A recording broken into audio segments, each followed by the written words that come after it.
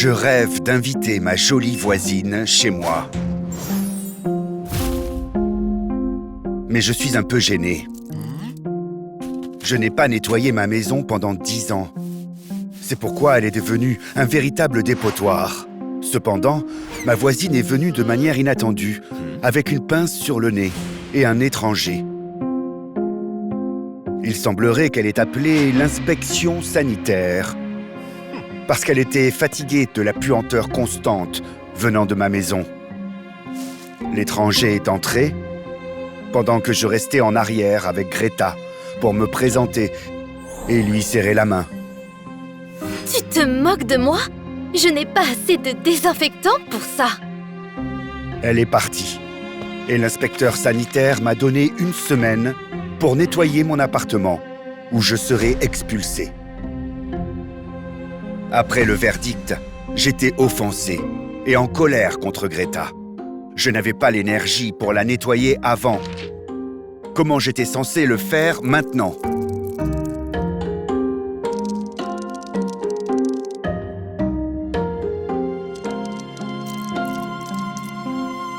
Relève-toi! Tu n'as qu'une semaine! Je ne peux plus respirer! Mais j'avais juste assez de force pour me tourner de l'autre côté et me rendormir. Cette nuit-là, je me suis réveillé avec une odeur étrange. Je me suis levé, j'ai ouvert la fenêtre et j'ai vu de la fumée. Elle venait de la maison de Greta. À cet instant, j'ai ressenti une chose que je n'avais pas ressentie depuis très longtemps. De la détermination. Donc, je suis entré dans l'appartement de ma voisine. Greta était étendue, inconsciente, dans sa chambre, entourée de flammes et de fumée noire. En évitant d'en respirer, j'ai pris Greta dans mes bras et à l'abri des flammes, je l'ai emmenée dehors.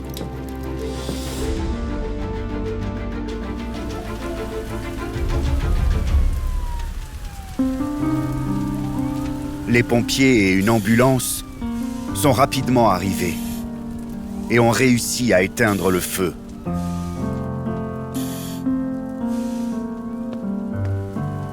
Ils ont également découvert la cause de l'incendie. Les bâtons d'encens que Greta avait allumés pour échapper à la puanteur qui venait de chez moi.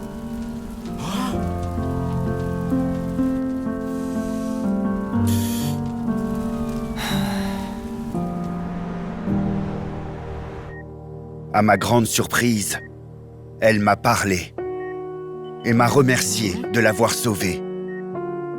Elle a aussi demandé quelque chose qui l'a troublée. On t'a donné une semaine pour nettoyer ta maison. Tu n'as absolument rien fait. Mais quand tu as senti la fumée, tu as été le premier du voisinage à venir me sauver. Pourquoi? Je crois connaître la réponse à cette question. La chose la plus importante pour un homme, c'est de se sentir utile. C'est pour cela qu'on sort du lit tous les matins. Ma vie n'avait aucun sens depuis plusieurs années. J'ai dit à Greta que j'avais été un père de famille. J'avais des amis, des affaires, des loisirs. Mais tout a pris fin quand ma femme m'a trompé. Elle est partie, emportant mon entreprise avec elle. Ma raison de me lever le matin. De prendre soin de moi et de la maison. Greta m'a écouté attentivement et m'a tenu la main.